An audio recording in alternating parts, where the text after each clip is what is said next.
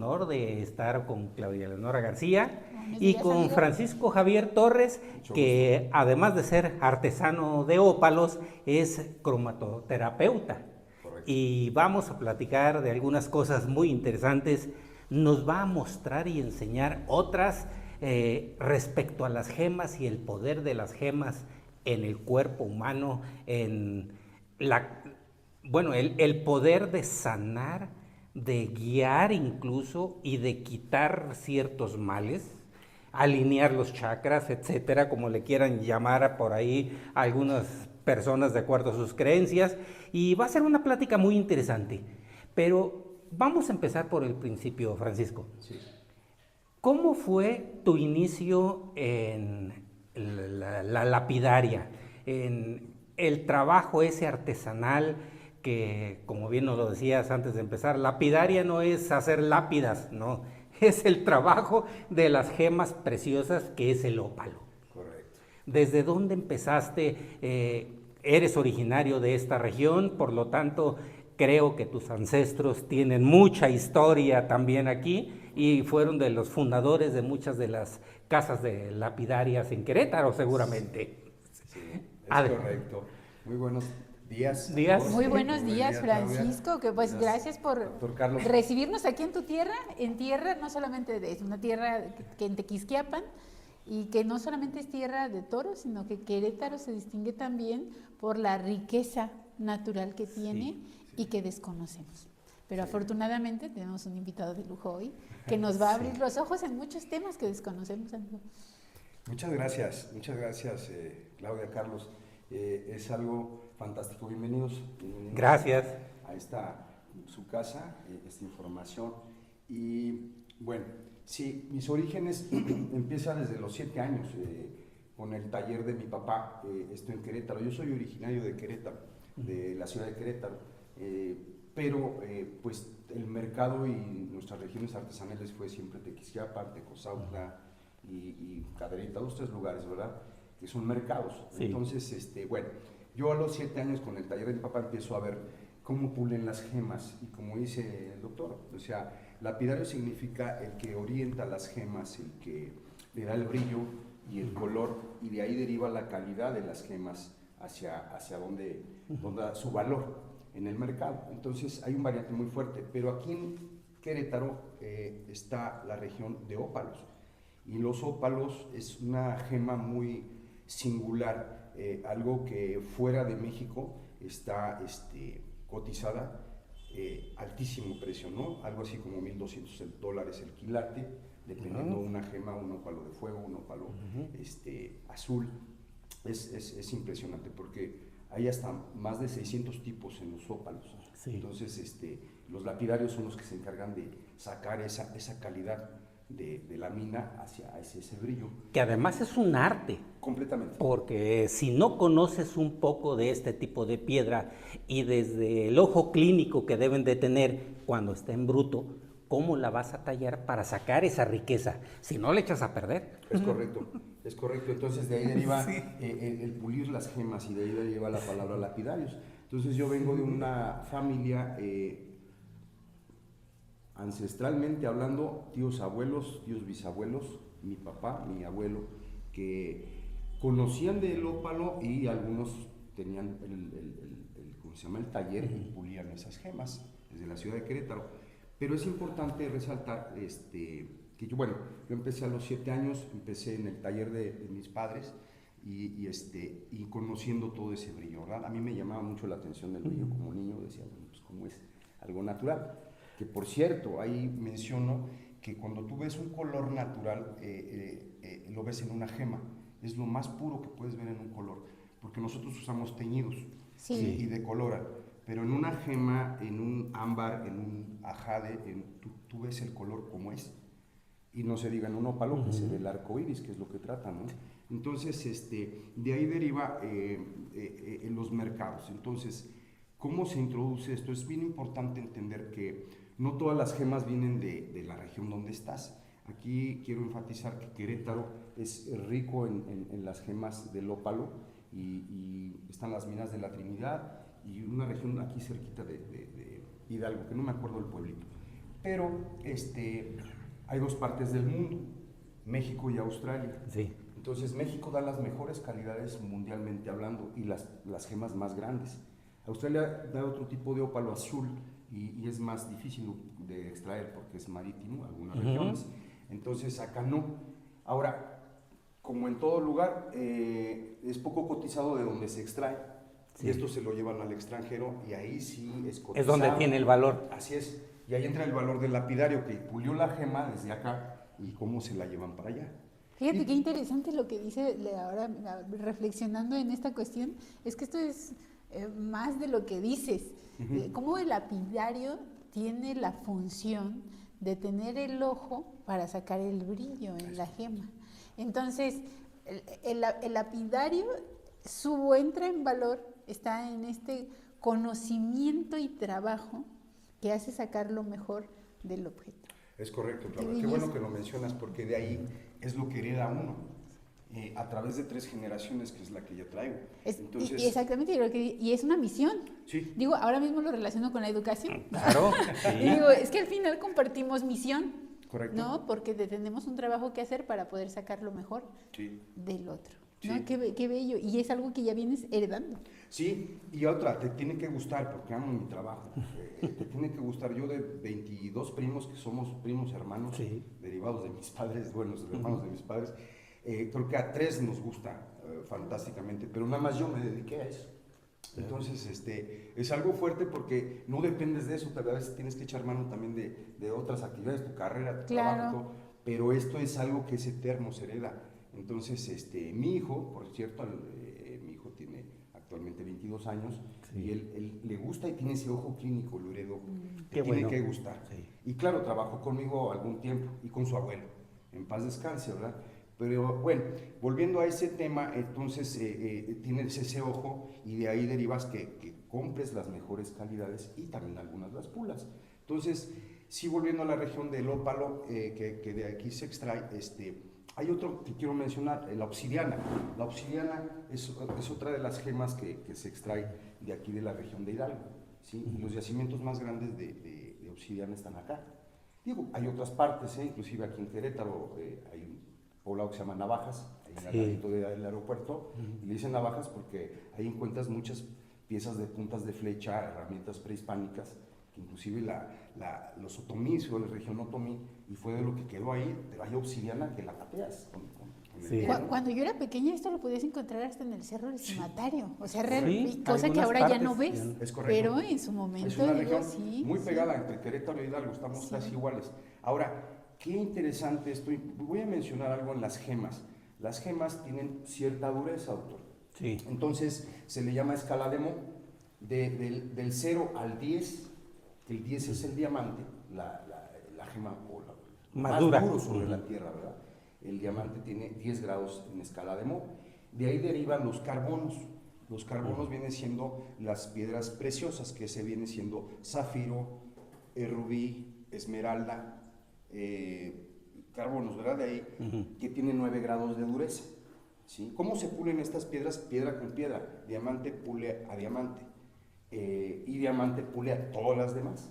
Nuestras sierritas de diamante, inclusive los dentistas usan el polvo de diamante para sus brocas. Entonces, todo el diamante se aprovecha, desde el corte, el polvo y todo. Sí. No con otras gemas, que es lo que pasa, ¿no? Pero bueno, derivamos las gemas que tienen 9 grados de dureza, el diamante 10, y de ahí derivamos todas las demás que son las piedras semipreciosas, ¿sí? O gemas, ¿verdad? Que ahí, por ejemplo, la obsidiana tiene alrededor de 4.5 grados, 4 grados de dureza. El ópalo es algo similar, 4.5, o sea, no es muy duro. ¿Qué quiero decir? Por ejemplo, cuando tú pules el ópalo, si pasas de la fricción, puedes estrellar el brillo. ¿Por qué? Porque el ópalo tiene moléculas de agua atrapadas, petrificadas, y de ahí deriva que con la luz refleje o refracte el arcoíris que tiene. Esa era la pregunta que te iba a hacer, bien interesante. Empezamos a hablar del ópalo, pero ¿de dónde se forma? ¿Cómo se forma? Okay. Porque es interesante el saber que si lo pules es como si fuera una gota de agua, como lo dejan ustedes de pulidito, pero al contacto con los rayos del sol refracta todos esos colores, como puede ser una gota de agua también así. Es correcto. Qué buena pregunta, doctor, porque sí, mi padre me explicaba, porque los mineros, que es otro tema, se dedican a ver la capa tectónica, y toda esta región donde se da ópalo fueron lugares donde hubo mucha agua. Esto estuvo bajo el agua en mucho tiempo, y pruebas de ello es que hay mucho fósil en esta región también, de caracoles, sí, ¿cómo se llama? Corales y todo eso, hay mucho fósil. Entonces toda esta región estuvo bajo el agua, y los ópalos, a base de vaporizaciones, que es como se dan las gemas, ciertos calores que emana en la formación de la tierra, hay una presión. Entonces en la presión, con ese calor y elementos como el agua, piedra y sulfatos, silicatos, presionan, y entonces se cristaliza la roca, y entonces es muy variante, puede dar un ópalo, puede dar un cuarzo blanco, cristal de roca. Entonces en esta región es el ópalo. Sí, su pregunta, ¿por qué tiene el ópalo esos arcoíris, esos colores? O el ópalo de fuego, que significa, bueno, que da un color rojo, naranja, amarillo, ¿no? Es muy concentrado eso. El ópalo negro es un fondo negro, pero da un arcoíris verde, rojo, amarillo. Entonces es muy variado, pero esto es porque atrapó moléculas de agua y se petrificaron y se cristalizaron. Y esto la veta, que es la cantera, la que rodea el cascarón del cristal, esta veta de cantera protegió toda esa parte. Entonces, cuando el minero extrae el ópalo, busca quitar lo más posible la cantera sin lastimar la gema, y entonces después se busca pulirla. Esta se pule con agua. Los esmeriles que tienen son totalmente todo el tiempo chorreando agua, y tú estás puliendo la piedra en una base que se agarra, y entonces buscas el brillo, y aquí está el pulidor, y esto está cayendo agua, entonces no permite que se friccione y el calor. Y que quede seca. Así es. Entonces, bien interesante, porque el lapidario de ópalo busca eso al sentimiento. O sea, el calor no puedes basarte o pasarte de ese calor. Entonces, si no, ¡pum!, se estrella. ¿Qué es estrellarse? Se nubla. ¡Pum!, automáticamente apaga el brillo, y en lugar de brillar así, brilla como esto opaco. Y entonces ya mataste. Pierde la calidad totalmente. Sí. Mataste una pieza de calidad increíble que pudiera ser. Entonces, sí, el que manipula, que es el lapidario, es el que se encarga de esa parte, sí, ¿no? Ahora, también hay casos que hay extranjeros que tienen ojo clínico y se llevan la piedra en bruto, y allá tienen herramientas, cosa que nosotros, esa es otra parte que explicaba mi papá, basamos de muy poca tecnología en México, en comparación de los mercados que hay, que pulen gemas. No se diga Europa, no se diga Inglaterra, Cartier, todas esas partes, ¿no? que pulen. Entonces nosotros carecemos de eso, porque pues primera, no hay conocimiento; segunda, cuando hay conocimiento no hay herramienta, y entonces tienes que hacerle a la mexicana, ¿no? Improvisando en muchos casos. Pero sí se llevan los minerales de aquí para otros lugares. En bruto, para procesarlos allá. Así es. Pues es que hay países donde ya el pulir gemas es hasta a gran escala. Así es. Son talleres grandísimos. Así es. No, y de hecho, un ejemplo rápido. Por ejemplo, hay una región de China donde extraen minerales, y estaba viendo un documental. Son amatistas, son cuarzos rosas, pero son minerales grandísimos, piedras de este tamaño, ¿no? Entonces, una drusa, una punta de estas, que es bien interesante, una amatista, un jade, una geoda, nacen de esto, ¿sí? O sea, aquí está la capa tectónica, aquí está la piedra, ¿no? ¿Sí? Y si la basamos en esta parte, aquí se ve la fusión de la cristalización, ¿no? Entonces, está la capa de la piedra, se fusiona a la presión, primero nos da cuarzo blanco, y con suficiente presión nos da el morado. Y hay de morados a morados. Si bien acá este morado es más intenso. Correcto. Este le llamamos un amatista obispo por el color. Así es. Y este es un amatista uva, el común. Pero estas puntitas, ¿sí? Imagínense este tamaño de drusa, de qué tamaño fue. Entonces, hay piezas grandísimas, y entonces este es un diente de amatista de una de estas puntas que extrajeron de aquí. Ahora, en China, por ejemplo, hay una región donde es poco valorado el cristal, allá le llaman cristales, y y hay mercados enormes. Entonces uno llega y compra piezas enormes en una cantidad regalada, hasta por kilo, y esta es importada a esta parte, ¿no? A lugares donde se vende. Se puede. Entonces, en este ejemplo quiero decir, por ejemplo, hay mucha gema del Brasil acá en México, ¿sí? Hay gemas que no son de la región y se extraen del Brasil, de Chile, de Centroamérica, y aquí en México hay mercado para eso, entonces sí es interesante. Sí. Por eso quise ejemplificar Sí. lo de la región Interesante. y lo de afuera. Sí, y Exacto. aquí la plusvalía está en el trabajo que se hace, ¿no? Porque Así es. sí, cuando tienen países con más tecnología y que les da otra calidad a la piedra, Así pues es. ya son precios ya exorbitantes Y seguramente. exorbitantes, Sí, ya varían, cambian mucho. Cambian mucho, entonces sí es interesante como poder sacar el mejor valor, ¿verdad? Y ya entendido esto, pues por eso vamos, volviendo a mi carrera portátil, a eso es como aprendí en mi introducción, el brillo de las gemas. Y luego pues ya tuvimos la oportunidad de estar en ferias, en mercados. Aquí mi mamá tuvo una joyería por más de 45 años en el mercado de artesanías. Mi papá vendía en México, en la Ciudad de México, hoy actualmente, DF le decíamos. Entonces, sí hay regiones y lugares donde actualmente Bernal, por ejemplo, es un mercado donde también se venden muchas gemas. Y no todas las gemas son de Bernal. De hecho, yo creo que el 80-90% No son de- No son de la región ni de Bernal. Entonces, pero es un mercado donde se exhiben, la gente va, hay gemas, hay ovnis, hay energía. Sí. Entonces, Claro. ya hay mercados y lugares. Curiosamente, en Querétaro, que es donde se ha dado ciertos minerales, hay muchos avistamientos. Pero ya sería otro tema, ¿verdad? Ese es otro, dirían bueno. a Nagoya en su comercial, esa es otra Es historia. otra historia, correctamente. Entonces, Y todo este tiempo, tú, o sea, desde los 7 años hasta la fecha, de manera continua has estado en el tema, es decir, porque muchas veces cuando uno nace con tanta conocimiento alrededor, llegan periodos donde uno no quiere saber o no observa ya lo que es tan evidente dentro de ese núcleo y se aleja, sí. o fue constante. Mire, el conocimiento, Claudia, siempre ha sido constante, porque en campo de acción, vendiendo y con mi negocio, sí ha sido intermitente, claro. Algunos años tuve la oportunidad de estar en ferias y lo trabajé 4 o 5 años. Otra ocasión en Monterrey tuve un negocio de tiempo completo ahí y abriendo mercado en Tamaulipas, ¿no? Entonces también fue otro tiempo que estuve activo, pero después pausé. Y esta última vez estoy en Bernal. En Bernal ahí activo con un negocito, ¿cómo se dice?